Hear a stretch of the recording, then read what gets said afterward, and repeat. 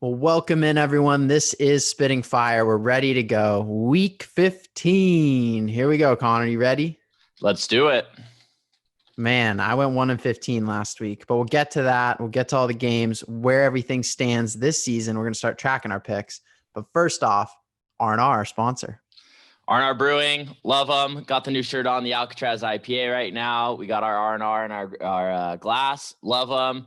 Matt, we still get you your shirt. And then last bit of news, we're going to send our hacker, Big Al, to go get us the actual domain for R&R Brewing. So yeah, we got to get that over from the East Coast back to the Best Coast. Listen, I'm worried, Connor, because I got this watermelon Perrier and I tried to drink it out of the can, but it's from the bottle. I went 1-15 last week after 9-4 on the last bye week.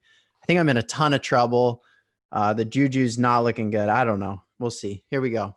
Well, yeah, this might be your good luck. You need to go back to a raspberry White Claw. You just need to go get another one of those. And I think that's the key. I tried and there weren't any in the fridge. So, well, that's your sign. And I don't know what to think of that. Too many people are drinking the worst White Claw, but that's concerning. Yeah. I'm excited. I mean, I think this is going to be a fun week of football. I think there's a couple of good games, but I think, I'm just excited as the season gets kind of moving on. I think that, we start to solidify what teams are good and what are not. I think it's exciting to see that, that playoff schedule formalize and we see that coming. Yep. Some teams will be knocked out this week. The Patriots can be finally knocked out for you, Connor. The Cardinals have a must-win game. The Eagles are also kind of in a must-win situation playing them. So there's a lot of good ones this week. Yep. I'm excited. Do we want to start with our game tonight? Let's do it. Thursday night, Chargers, Raiders. Yeah. So I'm seeing Raiders -3.5. I've seen it at 3 and 3.5. I think that the Raiders are going to win by a lot. I think I have no reason to back that up, but I just think they will. I think the Chargers are just the worst coach team in football. So I don't think there's any way that they can, pull this out. Yeah, I think so too. I think there's just no way that the Chargers are going to come at the Raiders like this on a week where it's must win for the Raiders. So like the Raiders, if they lose, I mean, their season's over. So it's the AFC, the last wild card team. I mean, there's a small chance still that the last wild card team could be 9-7, but I don't think that's going to happen. I think the 7 seed is going to be 10-6. Yeah, I agree. Because I mean, you're basically looking there that the Bills have to lose out, and I don't think they're going to do that. So, or not the Bills, excuse me, the Browns. The Browns are going to have to lose out, and I don't think they will. So, and who did they play this? They play the Giants. I mean, I think they're going to win this week. So I think that shows you the last wild card spots can at least be 10-6. Yeah, I agree with you. Yeah, so they got to stay alive. They got to win this game. Yeah. Is there anything interesting with these teams? I mean, I think the Raiders are going to stay with Derek Carr from what they've seen on this back half of the season. That was a question going into the year. Justin Herbert's there. Anthony Lynn is all but gone, right? Yep. And so I don't see a lot of question marks with these teams. I guess one would be Austin Eckler, but he's looked really good a week back. Mm-hmm. Obviously, like that for the Chargers next year. They're going to have Eckler. They're going to have Herbert. That's a pretty solid foundation going into next year on the offensive side of the ball. Keenan Allen's really connected with him. I don't think there's any outstanding storylines for either of these teams. I guess for the Raiders, at some point, they have to stop being a middling team. Mm-hmm. Probably this year, next year, make the playoffs, or it'll start to implode. Yeah, I think the storyline, right, is the Raiders just fired their D coordinator. So how does that defense respond this week? Was it an issue with the coordinator? Or is it just the defense isn't that good? It'll be interesting to see how that plays out. Right. All right, let's jump into our Saturday games because they always do this before Christmas. You get 2 Saturday games. You got Bills at the Broncos. This is where I'm trying to right the ship, Connor. I told you last week I had a problem where I was picking only teams that I wanted to win, not taking any logic into my picks. So I'm going to go with the Broncos here on this Bills at Broncos. I'm showing that they're giving Buffalo 6. Yep. The Broncos have just been shocking every other week. I mean, it almost seems completely random, like a coin flip, if they're going to show up or not. And they showed up last week, so they probably won't show up this week, but I'm going with the Broncos -6. What do you think? Yeah, I actually am going to take, or you're taking Broncos +6. I'll take Bills -6. I think that Josh Allen, I mean, the Bills have just looked awesome the last few weeks. I mean, the Bills last week, we can get to it when we talk about your Steelers, but I think they played the best game they've played all season. They looked awesome. Josh Allen looked incredible. He looked yesterday like an MVP. I think that, or not yesterday, last week, he looked like an MVP. He did, I think 100%. I think that Bills team, if they can stay hot and play like that, that Bills team can win the Super Bowl. So it all will hinge on if Josh Allen can take care of the ball and play well. And he's playing really well right now. So I'm going to ride the hot hand. I'm going to stay with the Bills, but I'm hoping it'll be a good game. But it also seems, late in the season, you see teams like the Broncos. It happened to the Bears early, but a team that doesn't have a great offense, but has a really good defense. And you see their defense start to kind of give up on the team towards the end of the season. So that's why I'm going to go with the Bills. I think the Broncos, while they have a good defense, is starting to kind of just give up. So I'm going to go with the right. I think Bills. the most interesting thing talking about the Bills is they also don't have a run game like the Steelers. Mm-hmm. And the difference people were saying is Josh Allen is such a young Ben Roethlisberger. Before his motorcycle crash, Ben used to run like that. And he just has a cannon. He looks so good. He's carrying that team with his mobility, with his decisions, with just slinging it down the field. Such a vertical pass game. What Bruce Arians is trying to force Tom Brady into. Yep. I think they've settled that down over in Tampa Bay. But I love the way Josh Allen is playing. And I don't know. That game just made me want to vote for him for MVP. Oh, no, totally. And that's the thing, though. I mean, the first 4 weeks of the season, he looked like an MVP. And then he had like 3 or 4 weeks where he did not look good. And then now he's starting to play well again and played incredible last week. So again, if he can stay hot, I think this team is as dangerous as anyone if he can stay hot. I think that's the difference. I mean, when he's on, he's up there with Mahomes, Russell Wilson, and Lamar Jackson for most dangerous quarterbacks in the league. The difference between him and Mahomes and Wilson is that he doesn't do it every week, right? Mahomes is, you can count on Mahomes and Russell to have a great game every single week. You can't do that with Joshua Allen, but if he can start to round into form and have more good games than bad games, this is going to be a scary Bills team for years to come. Absolutely. And it's something where he's only like 24, right? 24, 23. Mm-hmm. Yep. They've got 10 years. And he's getting better every year, right? So you see him now, he's getting more accurate. He's learning how to read defenses better. So he's only going to get better. And being that big, and he's selective when he runs too. It's not like Cam Newton or, Lamar or RG3 where he's running designed runs all the time. He's more picky when he does it, but he's so big and he's so like just strong that he's a scary person to try to tackle in the open field. 100%. The other one we got, Panthers at the Packers, showing Green Bay, giving them 8.5. Yep. Give me the Packers. They're the one team that I got to win on last week in my 1-15 week. I'm going to ride the Pack. The Panthers did not look strong off the bye last week. What do you think? Yeah, I'm actually going to go with the Panthers to cover. They're still going to lose. I think the Packers are definitely going to win. I think it's starting to get to that time of the season where the Packers are like, hey, let's just win and get out of here with the W. It's not, I was hoping, again, I see a mid-December game in Lambeau. I'm hoping for snow. It's 39 degrees, so I guess somehow maybe you could get snow, but I don't think it's going to be a snow game, which is disappointing. I'm going to go with the Panthers to cover, but I think it's going to be a good game that the Packers are in control of the whole time. But I think the Panthers will keep it close towards the end of that. Right. One of those back end covers. Not more to say about that game. The only thing maybe is Tanyan's really emerging as a tight end. I heard Aaron Rodgers saying that he really likes the way Tanyan, he trusts him the most after Devontae Adams. He says he's super intelligent, practice squad player, worked his way up. So that's a fun story. And then we haven't seen Aaron Jones really get going since his injury. So it'll be interesting to see if in this game he gets going. But Panthers have a pretty decent linebacking core with Shaq Thompson and those guys. So those are the two things I'll be looking out for in this game. Yeah, I think I agree with that. And I think it's interesting because you look back now on that draft by the Packers, and maybe it was the right thing drafting Jordan Love just to piss off Aaron Rodgers. But man, could you imagine them with some more weapons or, just some help in other places instead of taking a quarterback and then a running back with your second pick? They already have good running backs. I mean, you have Aaron Jones. People like Jamal Williams. I think he's horrible, but people like him, and the Packers always like him. But I think, imagine them if they had another wide receiver that was pretty solid, especially they were picking like number 13 or something, or not, maybe not that high, but they had a pretty good pick last year. Man, if they could have picked somebody instead of Jordan Love, that would have been awesome, especially when you look at the receiving class this year. Absolutely. There's a lot of good receivers. Imagine if they had another guy to pair with Devontae Adams. I think this team would be terrifying. But again, the picking Jordan Love might just piss Rodgers off, and that's why he's playing so well this year. And then all of that goes out the window. So who knows? But man, that team would be scary if they had one more weapon on there. And like you're saying, if Aaron Jones is playing up to how he played last year, that team's going to be really scary on offense. I think the the concerns, long term that we always talk about is they kind of have a soft defense. And so what's going to happen when a team like, wow. Kaya's feeling it. Yeah. Kaya, what's going on? Welcome in, everyone. Kaya Ryberg's here. Yeah. So as Kaya calms down, I think that the Packers can be good, but a team, especially, and again, I know I'm biased, but a team like the Rams who showed last week that they can just run it down your throat. What happens when the Packers play a team like that in the playoffs, I think will be very interesting. Yep. Bucks at Falcons. We're getting into those Sunday games.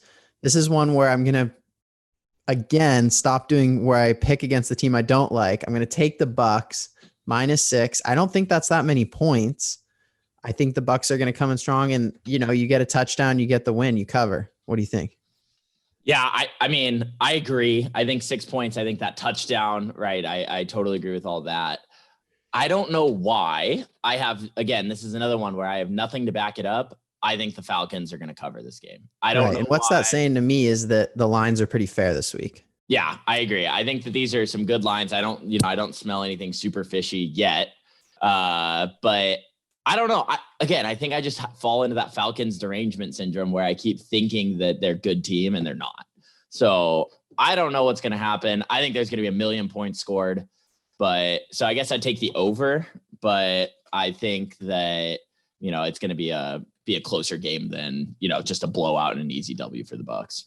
Yeah. And if the Bucks get this win, it's going to be tough for the Cardinals to chase them, but the Cardinals can still get in at that 7 seed. But again, this week's really going to be where in the last 3 weeks of the season, we start to see those playoff spots forming.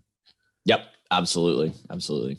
Niners at Cowboys. I'm excited for this because I picked up Jeff Wilson. Connor's not playing fantasy football, but it's the fantasy football semis this week. I'm the 1 seed in that league. My team's kind of petering out. Of course, the 1 seed usually falls apart by the time they're done with their week 1 bye in the playoffs. But I got Jeff Wilson. I think Raheem Mostert's going to be out. So I'm excited, not because of the game, because both these teams aren't making playoffs, but because I'm going to get to see Jeff Wilson hopefully come through for me in the flex spot. But the Niners are -3. I'm going to take the Niners. Yeah, the Cowboys are just horrible. I hate that I'm doing it, but I'm going to take the Niners as well. I just think that the Cowboys are, it like I keep saying, once you get towards the end of the season, teams that are out of it just kind of give up. And I think the Niners are playing for pride. I think they have a good coach, right? And I think Kyle Shanahan keeps them competitive in games, and especially games like this, they are able to be competitive. The interesting thing is it's in Dallas, so I don't know how that impacts this, but I'm going to go with the Niners as well. And the Cowboys blew out the Bengals last week. Right. You took the Cowboys. You're like, I love that Andy Dalton return to Cincinnati play. Yeah. You got that, but you got that because of the defense. Mm-hmm. And the thing is, the Cowboys are absolutely not out of the NFC East race. The NFC East. They're not insane if they win this game, Connor. So I think you're overstating it with the nothing to play for, and the Niners have a good coach. Mike McCarthy said that the Cowboys are looking forward to better days. Maybe the better days are this Sunday. Maybe, but being 2 games back in the East is tough. I think that's, you have 4 wins on the season, and now you have to make up 2 games. And on top of that, they don't play Washington in any of those 2 games. And Washington has the tiebreaker on them. So really, they need to win out, and Washington needs to lose out for the Cowboys to get into the playoffs. But given how the NFC East is played, absolutely possible. It's within the realm of possibility. But I think that the Cowboys are pretty much out of it. Yeah, I think that's fair. You doing that playoff portal that ESPN puts up? We do all the scenarios. Do you remember that as a kid growing up where you're clicking all the different buttons? I've been in it today. Yeah, I've been trying to figure out how the Rams are going to get the 1 seed, and they're not. So that's basically what I got out of that one. You know all the tiebreakers at this point because you're clicking all the different scenarios, and then it's like, oh, that didn't happen because of this. Yeah, and what it's coming down to is the divisional record, and it's because the Rams freaking can't beat the 49ers. So if the Rams could beat the Niners, they'd be in the 1 seed. That's all I have to say. Lions at Titans. Titans -11. That's so many points. I know. That's so many points. I think the Lions, though, have such a bad defense. Derrick Henry is going to run for 700 yards. He's at like 1,550 yards for the season. He's got 3 games left. Do you think he can average 150 the rest of the way and get 2,000? I don't think so. No. Really? I think the playoffs are gonna. You were in the playoff scenario portal thing, right? The little game on ESPN. Is there going to be a reason for the Titans to have him run hard in the last game? The thing is, he could pop off for 220 and then like 180 in the next 2 weeks, and then he'll get like 70 in week 17. Yeah, I think, let's see, what's the tiebreaker? I mean, there's a chance if the Bills lose, there's a chance. I don't know how the tiebreaker works. That they can get the 3 seed. Yeah. So I don't know. I mean, I think you need to stay competitive. So I don't know. Maybe going into the last game, the tiebreakers say there's no chance. But I think if you're still at 9, if you're a game back of the Bills, you got to stay competitive, because that 3 seed, that's going to be the difference. Right now, if it ended, the Bills are playing the Colts. No, the Bills would be playing the Dolphins, and the Titans would be playing the Colts. I guess I don't know what the benefit of playing either of those teams is. And it's weird, though, because the Ravens might sneak in at the 7. Right. And then you're like, I don't know if I want to play a hot Lamar. So I'm not sure you can game it in the AFC this year. Well, the only thing I'll say is, if you're the benefit of being the 3 seed and not the 4 seed is that if you're the 3 seed, you're not going to play the Chiefs in the second round. You're right. And that's your benefit. So I don't know. I mean, that's this talk about playing a hot Lamar. That's what the Steelers are facing right now. You're looking down having to play Lamar potentially in the first round, and him getting hot down the stretch on that. I think that does not sound fun if I was the Steelers there. No, I don't think so. So okay. So let's talk about this. So Derrick Henry, 2,000 yards. Let's make a bet. We'll figure it out afterwards, and we'll let everyone know what we're betting on. I think he gets 2,000 yards for the season. Okay. All right. I'll text you about that, and we'll get some punishment or wager on the punishment. I think I'll take a wager. All right. Then let's do that. Bitcoin. You see Bitcoin hit 23K? Yeah, I didn't see it at 23. I saw it at 22 last time. I've waited a long time, Berg. I didn't even bring it up in the intro. Are you proud of me? Yeah, I know. I'm surprised you're not dancing all over that right now, reminding me every second. No, I've come a long way psychologically. I'm actually kind of sad because I could have stacked more Bitcoin. I could, have a lot more money, but yeah, I've got what I've got. And, you can't, that's the thing though. You can't play what I've realized in gambling and in stocks and all that. You can't worry that you didn't put more money on something. If you've made money, you need to be happy with that. And that's kind of where you just need to land at. Yeah, that's true. People have been telling me that. The other side of that though, is like some people, especially when they're like, whether it's gambling, investing, whatever, they get so excited about it. They're like, oh, I just won't have to work anymore. Right. And I'm like, have you done math? Like if you invest 10,000 at 10X's, that's still not even a down payment on a house in California. Right. So like, I'm like, if whatever, I have 1.5 Bitcoin. I'm not that excited. I'm like, at 10X is what? I can barely make a down payment on a house and like not near the beach. Like, with Bitcoin, do you pay capital gains tax on that? Because it's currency, right? Or how does that work? Yeah, you pay capital gains. It's more like a security. Yeah, they tax it like a security. I'm waiting. This can be a discussion for another time.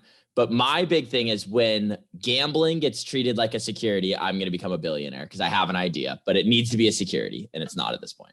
Okay. Is it such a good idea you're not going to say it right now? Yeah, it's going to get stolen, so I can't say that. But I'm just saying when gambling becomes a security, that is going to be worth billions. Because all I will say is when gambling... Are you going to help the government tax everyone? Are you selling out to the IRS? No. My point was when that law got passed and they said the states have the right to decide who's allowed to sports bet, right? It became an inevitability that sports betting was going to be legal in the United States within the next 15 years, right? When that happened, that was in 2018, I think, or 2016. So I sat there and I said, someone is going to become a billionaire off of sports betting becoming legal. How do I become that person? And I have the idea. But anyways, aren't people already becoming billionaires? DraftKings, Penn stocks at like 90 now. Yeah, they're all killing it. I mean, but all those people were operating in the gambling space before. I was thinking there's now room for an innovation that wasn't previously available, that someone is going to become from 0 to a billion. Whereas Penn, you were already doing well because you had your casinos in different places, and now you can just expand and have more casinos. I think that there's an idea that you can get all the way up there. And I like that your head's there because so many people who are new, they buy in when things are at all-time highs and then they just get shattered. And it's like, you have to admit, Kay, the people who are Bitcoin billionaires, they were in there when it was like $10 or $100 or $1,000, whatever, depending on how wealthy they are. There's a lot of even more wealthier people coming in where they can place such large bets that they can do that. Most people can't, but it's like, we got to be humble where we're at and look at where are the next things, because that's already happened. That ship sailed. That train has left the station. Yeah, I'm never going to be able to create a successful sports book. That's just not an option. And I don't know enough. And there's always going to be people who are better at that than I am because they've been doing it. Like you're saying, MGM's been having a sports book for 150 years. Like that's not a new thing. And so I'm not going to come in with some revolutionary idea to be a better sports book. So, but there's an angle there. Before we move on from that game, who do you end up taking? Titans -11, or are you going Lions? Lions. Okay. Got it. I love King Henry, but again, I'm trying to do this thing where I'm not so biased that I go 1-15 every week. Love it. I love it. Colts -7.5 hosting the Texans. What do you think? So again, I'm trying to go against what my bias is. Love Deshaun. I tried to actually do a Texan stack. This was super unhealthy in fantasy. I tried to do a Texan stack as the 6th seed in the wild card. I was pretty desperate, like a 6 and 7 wild card team in fantasy. So I tried to stack Akins, their tight end, and Kiki Cutie, their guy who's been bumped up to like the receiver 2 spot, and just try to stack the Texans because I'm such a mess, barely making playoffs. And I just got shattered. The Bears obliterated them. Their defense is so much better. Deshaun's on his own. Give me the Colts.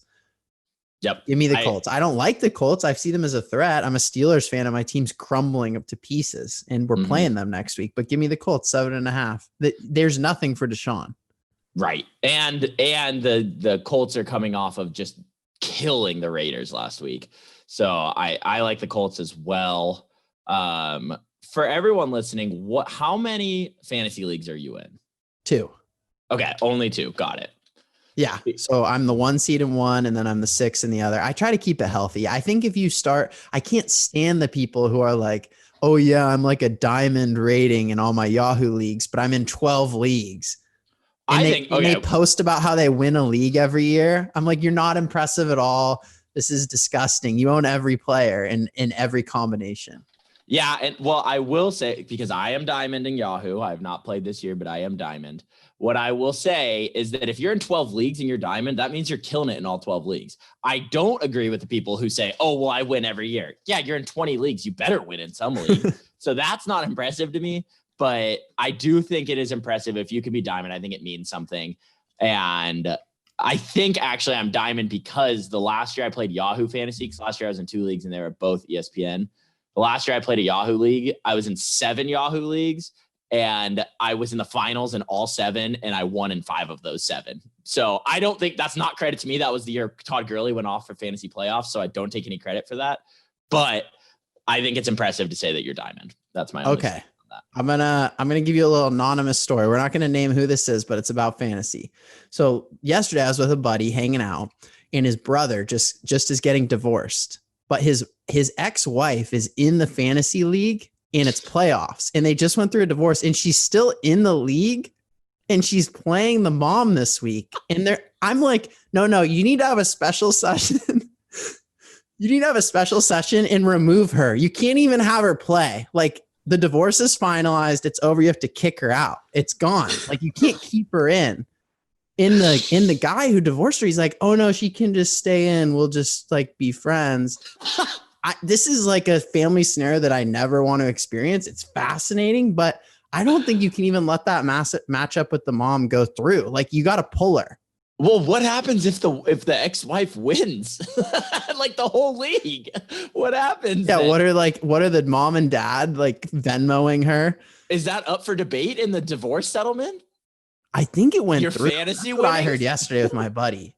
Do I know who this buddy is? Absolutely. Okay, we'll have to talk offline. I need to know about this. But I mean, what do you think? What do you do? Yeah, I mean, I think you let it ride. I don't know. I think you let it go. As if the husband gave it the sign off and said, all right, yeah, we're good to go, then I think you're fine. But that is a wild situation. I guess what I would say is, if you started a fantasy league with someone and your divorce is finalized by the end of it, I don't think that fantasy football is the thing that you're worrying about that much. I don't know how you can go from starting a fantasy football league to 4 months later having a finalized divorce. Yeah. Well, I don't know. I mean, fantasy football is like, it just doesn't matter. It's so small compared to a divorce, but like, I think you just got to pull the plug, cut the ties. It's legal. It's done. The gravel or whatever that thing the judge hits went boom. It's over. So do the players go up for free agency? How do you play this I think you just situation out? pull the whole plug. You give the mom a buy, and she's just out of the league. Just in the middle of the night, it's like a coup. You just have the administrator just pull it. Does an extra team get to go into the playoffs now? I don't know. Maybe they should bring you in, Berg. Smuggle You in. You're not playing fantasy this week. Smuggle you into the semis. Yeah. All right. I'm in. Tap me in. I'll play. I don't know. I just thought that was the craziest thing I've heard in a while. Because we always have fantasy drama. I had the Taysom Hill tight end thing. Now we have this. We're going to have to make a list of it. We'll have to give out an award at the end of the year for craziest fantasy drama. And I think that takes the case by far. Oh, yeah. So wait, are you still riding Taysom Hill in your tight end? Oh, no, I got it pulled. Okay. I put out an email. I put out a press release. I tried to rally. I tried to lobby, and nothing came of it. Because the commissioner has unilateral power and is similar to Roger Goodell. It's disgusting. Like, it's literally just so much like Donald Trump, and we know how we both feel about him. So listen, I don't even think that's respectful to Donald Trump to say it's like him. It's like Roger Goodell. It's way worse. It's the worst person. It's Goodell. You can let him know that I said he is Roger Goodell. You can tell him I said that. Good, I will. All right, Patriots at Dolphins. Yeah, Patriots I'm taking Miami. stand. They're probably already out. Really more last stand for the Dolphins. They're fighting. The Ravens are more and more relevant. What do you like? Miami -3. Yeah, Miami. I think they win. Me too. I don't know. The thing is, like, trying to evaluate these Patriots, all the things you normally think about the Patriots don't really apply, right? Because you don't have Tom Brady anymore. So it doesn't really make a lot of sense to say, like, oh, like, because I'm trying to think through the situation where every time the Patriots go down to Miami, they end up losing. Even against bad, like, Dolphins teams, they lose to the Dolphins. Right. So I'm trying to look at that and saying, oh, they always do that, especially with a bad team. They'll lose to the Dolphins. But then it's like, it's not a Tom Brady team. This is a totally different organization. It's so weird now. But all of that being said, I think the Dolphins are a good team. I think the Patriots, especially watching them last Thursday night as closely as I did against the Rams, they're dead. They're done. Cam Newton's bad. They have no receivers. They're dead. I take the Dolphins for sure. Yeah, they're done. They're done. Dolphins. Although Tua, you said the Patriots are hard to evaluate. I think Tua's hard to evaluate. He went off last week. Oh, I agree. I think you can't make an assessment on Tua right now. He's young. Yeah, but I think that he's done a lot of similar things that he did in college. He's making smart reads. He's being accurate with the ball. Again, stats might not back me up on this, but I feel like when I've watched him, he's looked good, but he hasn't looked explosive or, super electric like, Justin Herbert or Joe Burrow did. But Tua definitely looks poised. He looks good as a quarterback, but they're not asking him to do a lot like those other guys were. So you can't really evaluate, hey, is this guy a future franchise quarterback? Or is he going to be just, dink and dunk and he'll be good, but never going to be great? I have no idea. Right. Yep. Bears at Vikings. This is one that I want to talk to you about because I was actually talking to the same buddy about that draft class that Mitch Trubisky went in. I didn't know he only played like 13 games in college. Oh yeah, he played like not at all. Man, GMs were just hyping each other up because I guess the Chiefs were going to take Trubisky over Mahomes too. I didn't know the that. Talk. That's the rumor. Like everyone was just hyping each other up on the GM. I mean, Trubisky wasn't going to fall to them, but. Yeah, I don't know. I didn't know that the Chiefs were thinking about taking Trubisky. I think here's the hard part. And hindsight's always 2020 looking back on drafts and you say, I can't believe the Bears did that. And the craziest thing to me is that the Bears traded up to get Trubisky. That's the craziest to me is that they traded up a spot to get him. But when you look back on it, the two guys that Trubisky got taken over, who everybody compares him to, is Mahomes and Watson, right? Before Patrick Mahomes, Big 12 quarterbacks were never good in the NFL. Like they just weren't. They put up big stats. They weren't going to be great. And Mahomes was really good, put up big numbers in college, but he wasn't like, I mean, how much do you remember hearing about him in college? He was never like, it wasn't even like Baker Mayfield or how Joe Burrow was last year. Like Mahomes was not that kind of a quarterback. And so taking him was like, hey, we're taking this guy with a big arm who put up big stats at Texas Tech, but who knows if he's any good. And then Watson, while he was awesome and a winner and like checked all those boxes, had serious injury history. Like he had serious ACL problems and like knee issues coming out of college. And it showed his rookie year. He got hurt his rookie year again. And so it's like looking at that, I don't think it was as crazy of a pick to take Trubisky. But obviously they're going to get killed forever because they didn't take Mahomes or Watson. They traded up to take a guy. And I'm going to give the credit to Big Cat on this, but the crazier take or the crazier pick in that draft was at number 4. The Jags took Leonard Fournette, who got cut from the Jags. James Robinson has come in and rushed for 1,000 yards this year already. He's one of 3 running backs to have 1,000 yards already. Undrafted. And Leonard Fournette was a healthy scratch last week for the Bucs. So you kind of look at that and go, man, that was bad, especially in that class that Christian McCaffrey was taken like number 12. So I just think that the Bears get killed. I don't think it was as horrible of a pick at the time, given the information they had. Knowing what you know now, absolutely horrible pick, but you never knew that Mahomes was going to be the best quarterback of all time and that Watson was going to be super electric. Like you didn't know and be able to stay healthy behind a horrible offensive line. Okay, greatest quarterback of all time. That's a big thing to say. Listen, I think that when we talk about this quarterback class, I don't think Watson was in the same class. He went 1 to the Texans, right? He was in the first. No, he was like number 12 to the Texans. But yeah, he was in the first round. Really? Yeah. Oh my gosh, my memory is just, I'm so pro Watson. Mitch was at 2. Deshaun Watson was at like 12 and Mahomes was at like 14. But I'm checking okay, right then now. I'm 100% with what you're saying. To me, Watson was in a different class because of the winter thing. I guess the Dabo quarterback train hadn't really started yet, but he was such a winner. He was so solid all around. I guess my thing with Mitch Trubisky is I can understand what they did because they were modeling off of other things. Like drafting other big quarterbacks who have mobility and are big, tall guys. There's like other indicators that they would take that like, oh, this guy is worth the risk. But number 2. Yeah. So let's just go quickly through this draft to see what people did. 1, Myles Garrett to the Browns, Mitchell Trubisky to the Bears, Solomon Thomas to the Niners, who's been fine, but he's not that great. Leonard Fournette to the Jags, horrible. Number 5, Corey Davis to the Titans. Horrible pick. He's not that great. 6, Jamal Adams to the Jets. 7, Mike Williams to the Chargers. 8, McCaffrey to the Panthers. 9, crazy pick, John Ross to the Bengals. And then it was Mahomes at 10, Lattimore at 11, and then Deshaun Watson at 12. So Again, that was just quickly going through it. But that's when you look at that and go, man, I cannot believe that you took all of these guys over Mahomes and Watson. Fournette's the worst pick. Yep. Ross is awful too. Ross is awful. I mean, Ross is just going to like not get renewed, and I don't even know what team he goes on. I'll take him on the Rams just to run straight really fast and just stretch the field, but he never throw him the ball. But they'll only use him a few times a game. Yeah, don't throw it to him, but just have him there, I guess. I don't know, man. Draw the safety.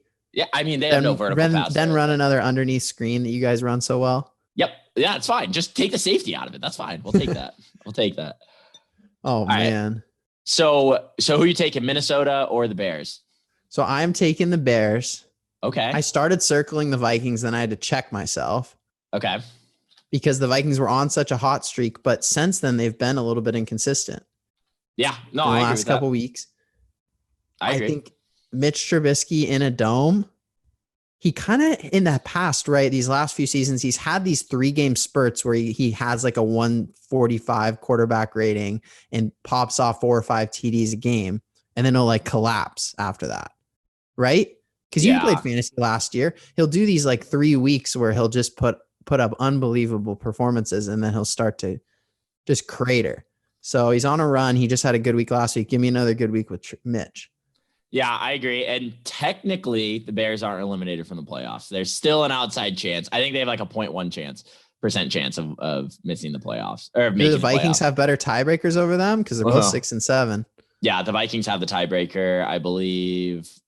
Oh, no. Yeah. They already have the tiebreaker. I guess if they win, they split it. And then I'd have to look to see like division record. And you didn't stuff, click through that one. You don't care about that. I don't care about the Bears. Yeah, not at all. But the Vikings currently have the tiebreaker. So if they win, the Bears are absolutely eliminated from the playoffs. If they lose. So basically between the Bears and Vikings, they have to go 3-0 and the Cardinals have to lose like 2 games.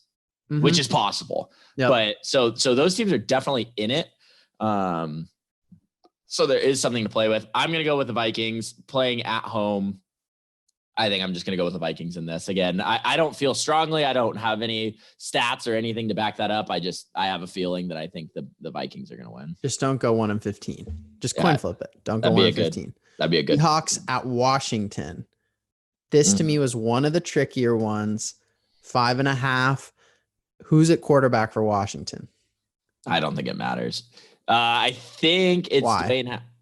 I mean, I think they're gonna get blown out by the Seahawks. I think the Seahawks are gonna they realize they need to focus in. I think this is, what the Seahawks do. That's why they're always in the playoffs, why they're always competitive. I think it just comes into, they go, all right, we need to win some games. We need to maintain a good seed. And to be honest, if I'm the Seahawks, I'm not super mad if I don't get the win the division. Because then you have to play the Giants or the Washington or the Cowboys or whoever in the first round.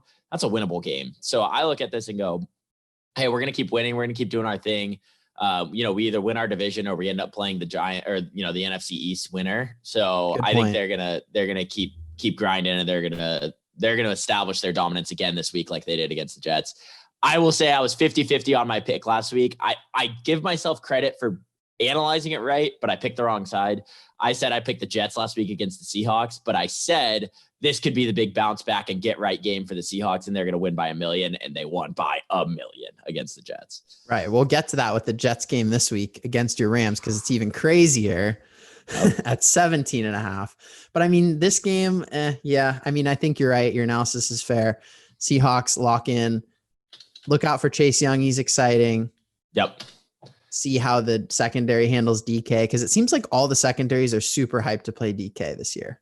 Totally. Yeah. Like they jazz themselves up and try to get super physical. You get a couple personal foul flags when you watch a Seahawks game with DK, and they're trying to knock him around. So that's what I'd look out for. But yeah, I agree. Nothing too much in this game. Yeah. And I mean, Washington, I've been saying it all year. I think they have a good pass defense. So it'll be interesting to see how they match up. But I think that the Seahawks offense if we go strength on strength and weakness on weakness, I think the Seahawks offense will overcome the Washington defense better than Washington's offense can compete against anybody. I think they're going to be bad. I also I just was looking it up. Alex Smith did not practice as of yesterday. So who knows? I mean, he might be healthy, able to play, but he did not practice as of yesterday. So it's looking like Dwayne Haskins. Yeah. Give me the Seahawks. I like that. Yep. Listen, Jaguars at Ravens. They're giving Baltimore 13. They've decided Baltimore is absolutely back, and Jacksonville 1-12. I think they're going with Minshew this week, right? I think they are too. Yeah. I mean, they should. I don't know why they wouldn't. So yeah, I think they are. Mike Glennon couldn't move, and they finally pulled him out. Yep, exactly. I like Baltimore. I think they're one of those teams right now that they need to keep winning. And not only do they need to do that, but they need to show why they deserve to win. And so I think they're going to come out and good teams, they always say good teams kill bad teams, right? It's not the mark of a good team is not how you necessarily, beating every team, but it's when you play a bad team, you crush them, and then you can play other teams close. I think that's why I've said the Steelers are frauds all year. And I think that's why the Ravens this week are going to blow out the Jaguars, that they're going to have, all right, you ready for this? They're going to have 2 defensive or special teams touchdowns. I think that's going to happen this week. You heard it here. Buy them up in those leagues where you can auction up and play weekly fantasy. Buy them up. Connor's going to make you a bunch of money. Yep. Jets at Rams. This is the one I want to talk about. Rams minus 17.5. Yep. Didn't work last week. We agreed. We both took the Jets. I'm going to roll it again this week. Give me the Jets. 17.5 is just insane. I agree. But what I look at is, do you think the Rams can score 18 points? No, I look at it. I don't look at it like that. I look at it like they're up 18 and then they start running. But my point is, I don't think the Jets can score. I'm not worried about the Jets scoring any points. I don't think Vegas, if you want to take the away team total, Vegas has them scoring 13 points. I think that's the easiest under I've ever seen in my entire life. I think that the Rams defense is while maybe not the best, but is by far the hottest defense in football right now, and is feeling themselves. Aaron Donald's going to have 15 sacks. Jalen Ramsey's I don't even know who Jalen Ramsey's going to guard. I think he's going to go back to the star and play in the nickel and just splits every time. I don't know how they do anything on offense, the Jets. And then I think the Rams offense is just methodical again. That's where I say, can the Rams score 21 points? If they can score 21, the Jets can score 3. I think that's a good final score, 21-3. Yeah, could be. Eagles at Cardinals is probably one of the most fun ones of the week because we got Jalen Hurts in starting a quarterback. They shocked the Saints last week. I don't know if it was a shock. I don't even know. It's a shock. It's a shock. It was a shock, but you felt like when was that game going to come for the Saints? It's a shock it came against the Eagles. And Jalen Hurts' first start. Right. I agree. Yeah, I think, the Saints, it was coming. It was just a matter of when. And, I would have said it was coming this week against the Chiefs, which I think it will come again. I think they're going to lose. We'll get to that game next. But I think that, it'll be interesting. I don't know. It seems everybody loves Jalen Hurts. So maybe this Eagles team is going to play up to what they like. I think because of that, I'm going to take them to cover, but I don't know. I don't feel confident that they're going to win, but I think that they'll at least lose by less than 6. Okay. I'm going to take the Cardinals at home. Such an important game for them. It's such an important game for the Eagles because they're not out of it yet, especially if Washington goes down like we both think they will, the Seahawks. I don't know. I think there's a little bit of a letdown after Jalen Hurts' big game last week. You look at the stats. He didn't do a ton. He carried it with his legs. I don't know if that Cardinals defense is more used to mobile quarterbacks because of practicing with Kyler Murray. What do you think? Yeah, I don't know. I mean, you don't look in the NFC West. There's not a lot of quarterbacks who run. Russell's elusive, but you notice he doesn't run a ton. Yep. And he's definitely a different runner than Jalen Hurts. So even if he does, saying he does run a lot, he does not run like Jalen Hurts. So I don't know that the Cardinals are as familiar with it. I'm trying to think who else they would have played this year. I mean, maybe like Josh Allen, or I'm just going quickly through their schedule right now. Yeah, not really any of these quarterbacks run the ball. Daniel Jones, but he didn't even play. That was Colt McCoy. Oh no, Daniel Jones did play last week. But yeah, I don't think they are super prepared. Right. So I would go, I'm thinking the Eagles are just going to surprise. I think Jalen Hurts is still kind of new and a novelty, and people. You like them outright? I think it's going to be a really good game. I don't know that it'll be all outright, but I think it's going to come down to the last possession. And I'm thinking that will be, a field goal by the Cardinals, or they're down 4 and score a touchdown or something and keep it under 6. Yeah. All right, let's do it. Game of the week, Chiefs at the Saints. Give me the Chiefs. I think 3 points is nothing. I think for the Saints, this is going to be a continuing problem with Taysom Hill at quarterback, not a one-off thing. The weather was good in Philadelphia last week. Right. Yeah. I mean, I think that I'm at the point right now where I'm going to take the Chiefs every single week. Doesn't matter the spread. If you told me this game was like -10, I'd still probably be like, yeah, I think the Chiefs are going to win. They're just so good. And I don't care that it's in New Orleans. Like, home field advantage doesn't matter this year. I think that the Chiefs are going to come in and Mahomes is going to throw the ball all over the place.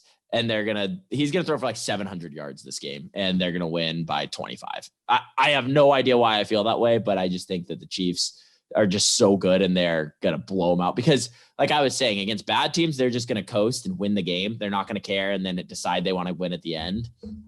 But I think against a good Saints team that they can, establish their dominance and say, hey, we won the Super Bowl last year. You still need to come through us again. I think they're about to do that again right now. And this is the most losable game left on their schedule, and they need to keep winning to stay in that 1 seed. Well, listen, Mahomes still needs to take out Norm Van Brocklin's 554-yard game before he can get to 700. He's got to get to 600. And that's a Ram. That's a Ram right there. Norm Van Brocklin. I like that. Brocklin. Like 1948 or something? 1951. There you go. I was close. But honestly, if I told you Mahomes threw, let's say not against the Saints, let's say he was playing the Seahawks, who have the worst secondary in football, actually, let me change all of this. They play the Falcons next week. So they play the Falcons next week. If I told you Patrick Mahomes threw for 600 yards against the Falcons, who have the worst secondary in football this year, would you be surprised by that? No, you could say like sounds about right. 38 of 40 for 630 or something. Like that does not even, yes, I think that absolutely could be a case with like 3 80-yard touchdown passes, like 2 to Tyreek Hill and 1 to Mecole Hardman. Like, oh my gosh, I think that absolutely can happen. So regardless, Mahomes, best player in the league. And I don't know that he'll win the MVP this year. I think Aaron Rodgers will, but Mahomes is that good. And it's crazy that he's already in this like conversation, but it's almost like with LeBron or MJ where people just get bored of giving him the MVP every year. Like you could give it to Mahomes every single year. And I would not argue that ever, and so I think that they'll give it to Aaron Rodgers, but I think Patrick Mahomes, unless Mahomes goes off for 600 yards the last 3 games, which he could, and they do that. So still, KC covering 30 points for sure. Yeah. Browns at Giants. Let's use this to talk about that Browns Ravens game, because I thought that was the game of the year so far. What do you think? The poop game? Yep. First of all, he absolutely pooped himself. Let's just get that out of the way. He pooped himself. Yeah. Incredible game. That was an awesome game. I think as it was as good of a loss as you can have if you're the Browns. I think you showed something. You came back. Baker looked awesome. I think the team looked great. You lost on Justin Tucker just being the best kicker of all time and kicking a 55-yarder like it was nothing. I mean, it was just a great game all around. It was fun. It was back and forth. Lamar Jackson pooped himself. I think it was just a lot of fun. What do you think of him tweeting out at Paul Pierce trying to defend himself? Well, Paul Pierce. Paul takes a lot of stuff. Paul takes a lot of stuff. Well, he should. Don't do that in the finals and then come get taken out on a wheelchair. He pooped his pants. All right, whatever. So I mean, I think that was ridiculous. That was pretty crazy. That's crazy that Paul Pierce's legacy now is just the poop guy. But I think that's a cool move. That's a little much. The internet will forget it tomorrow. Remember our generation. Yeah, but everyone's going to say, if you ever think you pooped yourself in a game, it's going to be Paul Pierce. Yeah. I think that's the case. -4.5. Daniel Jones is he for sure not playing? I know he's hurt, but is he for sure not playing this week? I'm going to look it up, but listen, give me your other analysis. Yeah, I think the Giants defense has been playing awesome. I think they're a really well-coached team. I think Joe Judge took a lot of heat early in the season because he, seemed like he was out of it, but I think he's a good coach. I think they're a good team. The Browns, though, and Daniel Jones expected not to play. It's not looking good. Okay, Browns cover. If it's still 4.5, I'm taking Cleveland. I think that it's just, the Giants are a good team, but you don't have your running back. You don't have your quarterback. Your defense is fine, but the Browns have been looking great. They lost a game, a great game last week. They've played well before that. I think the Browns, win by a touchdown. Who my favorite running back is to watch? Kareem Hunt. Yeah, he's finishes a bad guy. Every run. He's a scumbag, but I agree. He's fun. But you don't know the number. You don't know the name on the back of his jersey. Yeah, he's fun to watch. It's fun to watch. I agree. Well, and that's, again, the biggest scumbag in the NFL right now, that we know of, is Tyreek Hill. And he's probably the most fun player to watch, right? He's so much fun, but horrible person.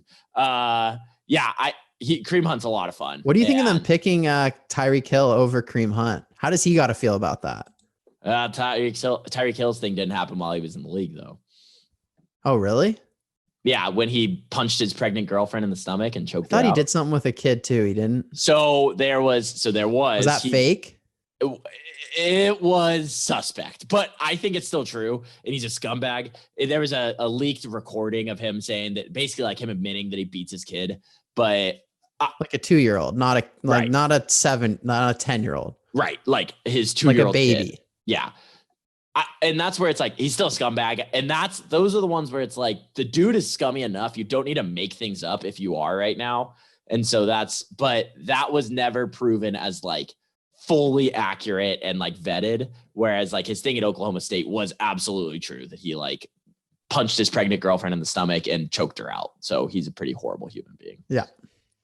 So are you taking Cleveland also? Yeah, I'm taking Cleveland. I was really impressed, really enjoyed the game. I thought Baker looked really good. I don't see a reason for that to slow down. I think that momentum will continue. They're really well coached. Yep. Give me Cleveland. Yep. Also, my favorite name right now. Well, and Ngakoue on the Jaguars. I don't know if you saw the news. Like, he's going back to play the Jags with Baltimore this week. I love his name. But another name I've been really into is Peoples-Jones.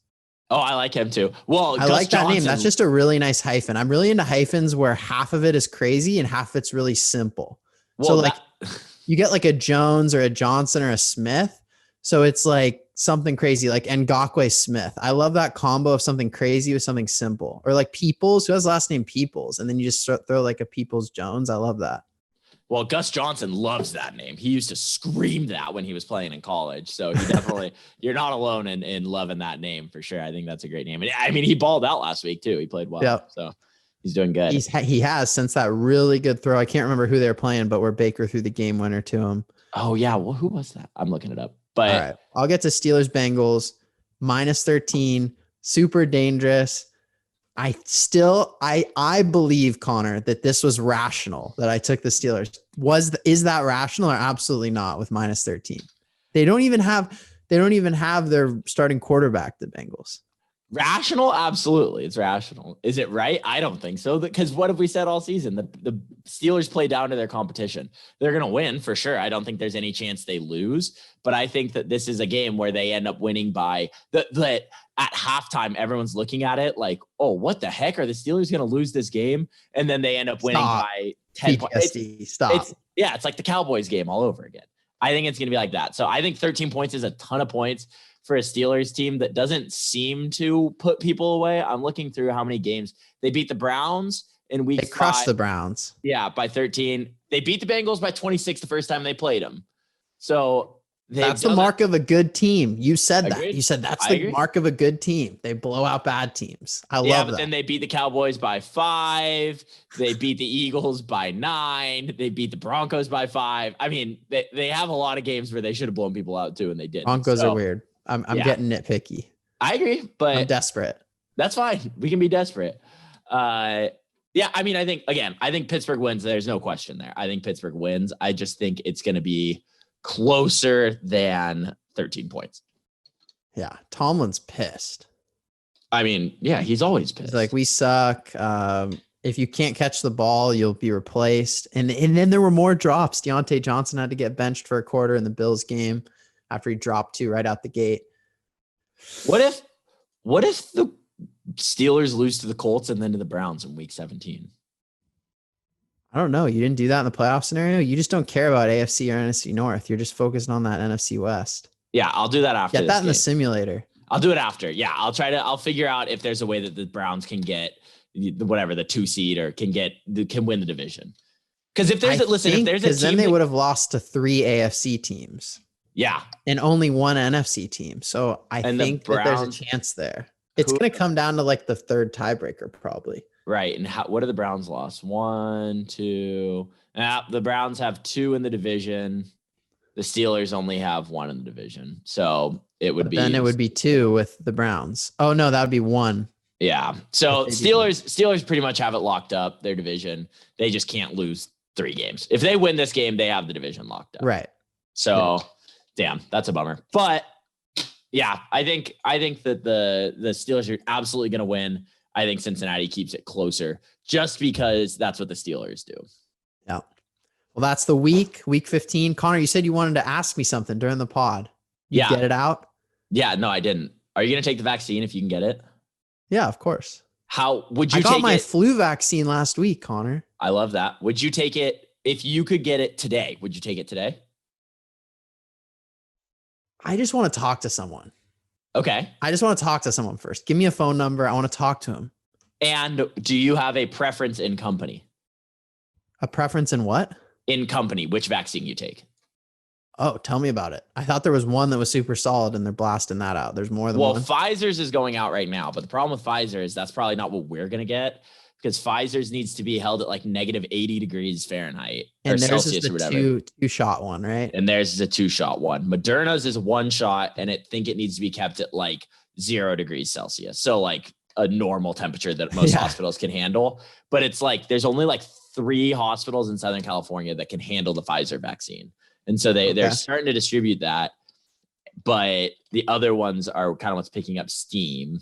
So I just didn't know if you had a strong preference on which one you wanted to go with. Well, I'd much rather take our vaccines than China's. China's just got pulled out of Peru. What about Russia's?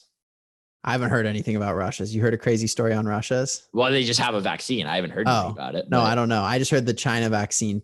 They're pulling trials. People are having terrible results. The only thing I've heard on our vaccines is that nothing serious, but just like people can get sick for like a day or 12 hours or whatever. Get nauseous, not be able to sleep, get like the chills. Yeah, I watched something of a guy. It was a doctor explaining, and he was like a virologist or I don't know, whatever the guy who studies vaccines and viruses and stuff. I don't know what that's called, but an infectious disease expert. Sure. Let's go with that. he was saying that it mimics, basically you feel like you get the flu. So when you get the vaccine, you're going to feel like you got the flu, but that's just your body thinking you're getting sick and developing the immune response. You're not actually sick. You're not contagious. You're going to feel like shit. But if I told you, Matt, you're going to feel like shit for 3 days, but you're not actually sick. So you're not in any danger of like actually going to the hospital. And after that, you know, you're not going to get the vaccine and you're not going to be contagious to your parents, to your friends, to your grandparents, whatever. Like, I think that's absolutely worth it. Is it way more like you're saying you're not going to get COVID if you do it? I mean, you have a 95% chance. Okay. So it's a lot high. Flu is what? 60, 65? Yeah. The problem with flu is that the flu, there's so many strains. There's a zillion strains. Right. So that's what I'm worried about with COVID. We're already seeing, oh, there's this strain in England. There's this strain in India. And that's why I'm like, long-term, are we going to get a vaccine regimen through big pharma where they're able to keep up with this like they do with the flu? Because it seems like, are we just going to have strains that are going to keep us like this for the rest of our 20s, Connor? We got to get back out there. I don't think so. Yeah, I don't think so. Because I think that the strains are different, but I don't think they're different enough from what I've heard. And from what I've learned is that they're not crazy enough that if you get the vaccine, you get the vaccine. And it's going to, at least at current, it covers pretty much everything that's out there. Okay, that's good. Pretty much everything. Because again, for the flu, it changes every year, right? It changes every like week. Yeah, and that's the problem is that in the flu vaccine, and I could be totally wrong on all of these things, but in the flu vaccine, you're getting the vaccine for like 200 types of the flu, but there's 1,000 that come out every year. And so that's why it's only 60% effective. It's probably 100% effective against those 200, but you can get so many other strains of it that you're not guaranteed to be covered from the flu. Yeah. But from COVID, I think it's 95% affected against all COVID is what I understand for now. Again, who knows what happens next year or whatever. But if we can the thing is, if everyone gets the vaccine, it's going to just die out. It's not even that we will need to, because like people are like, oh, you might lose your immunity to it over time. That's fine. If we can just choke it out. And so then all of a sudden that can't spread to anybody else and then it just dies out. That's what's going to happen. And we don't have to worry about COVID anymore. And we can go back to normal. Of course. It's just, are you right about that strain assumption? I think. But for sure. 100%. And I think the thing is though, no one knows, right? That's the problem is that you won't know. It's been around for a year. You have no idea what's going to happen over the next few years. And that's why you just use the thought experiment of inversion. Is it better than its opposite? Yes. It's better than the opposite of doing nothing. And that's my other thing is that this is turning into a big PSA to get your vaccine, but I think that you're not that boring, Connor. Have you seen some of those infomercials and signs? By the way, all the amount of money they're spending on like public PR campaigns to like, I think those are, I can't stand it. I can't stand it. It's like they're doing them in the places where everyone already agrees, like LA. Well, and I think if you're going to spend it in like Bakersfield or Visalia. Like, why are you doing a COVID-19 like billboard campaign for $100 million in San Francisco? I agree, but I just don't understand who even listens to billboards anymore. Like, no why one. would I see a cow that says "Don't eat chicken"? Right, or wait, and that's like more chicken. Yeah, but like, I'm not gonna. If I have my views, seeing a billboard is not gonna shift me. I'm not gonna get swayed, and maybe that's just I have strong views. But it's like I can't picture driving down the road and being like, "Oh shoot, they told me I need to get my COVID vaccine. I should probably do that now." I didn't think I wanted to do that, but I trust it now because this billboard said so. Yeah. I don't know. That's just my thought. But I guess my last point on that is that the point of like, hey, we don't know what's going to happen to the virus strain over the next, few years. The same point with that is you don't know and no one knows the lasting impact that COVID has on your body, right? You could have it today and you don't know that 15 years from now, you're going to have this horrible reaction. And now your whole, immune system is shot because you had COVID 15 years ago. I'm going to take my vaccine. And it's the same thing. The same worries people have about the vaccine, you should have about getting COVID. That's 100%. My thoughts on that. That's my final. My aunt, the craziest thing, I guess when you have chicken pox as a kid, you can have it again when you're 50. Dude, I had it twice as a kid. Yeah. So like when you're like 50, starting at like age 50, you can have the chicken pox, but it's a zillion times worse. That's shingles. Yeah. Shingles. Yeah. It's horrible. Yeah. People can have it for like 2 years and be like bedridden. Yeah, no, it's like horrible. Depending on how severe. Hers wasn't severe, so she was knocked out for like a few weeks. She was telling me about guys who like are knocked out for like a year. It's basically like a disability, a temporary disability. My stepdad had it for a month. He had it for a month. It was horrible. But yeah, dude, I had chickenpox twice as a kid. Did you even know that was possible?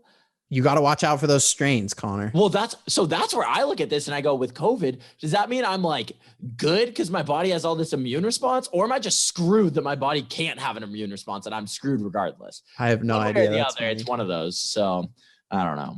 Listen, we're trying to get healthier. I just got my MRI today on my knee, trying to figure things out. Have you ever gotten an MRI? They're so cool. It's like you feel like, I told the lady, I'm like, this is what like aliens sleep inside of. Yeah. Well, my company just got bought by Siemens, who makes MRI machines. So, oh yeah, it's Siemens. Yeah. Yeah. There you go. That's my company. So, well, it will be my company in 3 months. All right. You need a stock tip on that? Well, it's not like a tip. It's been announced for like 4 months. My company's getting sold at 175. A commentary on that? We're getting bought. I think it's exciting. I think it's great for our company. I feel like I can get in trouble for doing this. I have no idea, but I think it's a great move for our company. I think it's a good move. This is not financial advice. Yeah, so I don't know what I'm talking about, so don't listen to me. But I just think it's a good move. We have very complementary product types, so I think it's a good move. But I think, and everyone would agree, I think Siemens overpaid for us, but I think it was a good move, and I think that we're going to be really successful for a lot of years to come. I love it. Listen, enjoy week 15, everyone. Don't go 1-15. Love it. See you guys.